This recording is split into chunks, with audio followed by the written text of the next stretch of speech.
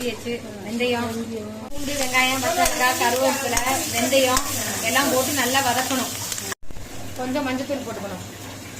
அடுத்து தக்காளியை போட்டு நல்லா வதக்கணும். மிளகாத்தூள் கொஞ்சம் போட்டுக்கணும் காரத்துக்கு ஏற்ற மாதிரி. அடுத்து சால்ட் உப்பு கொஞ்சம் போட்டுக்கணும். சால்ட் உப்பு போட்டு நல்லா கிண்டணும். தக்காளி நல்லா வதங்கினதுக்கு அப்புறம் அதில் கொஞ்சம் புளியை ஊற்றணும். கரைச்சி வச்ச புளியை ஊற்றணும்.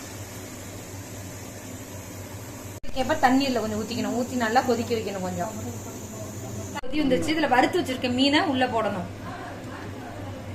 அதான் இந்த மீன் குழம்புடைய டேஸ்டே.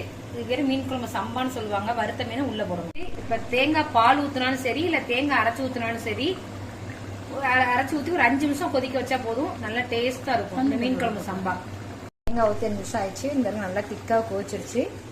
மீன் குழம்பு சம்பா ரெடி. இந்த பாருங்க அழகா இருக்கு பாக்குறதுக்கு.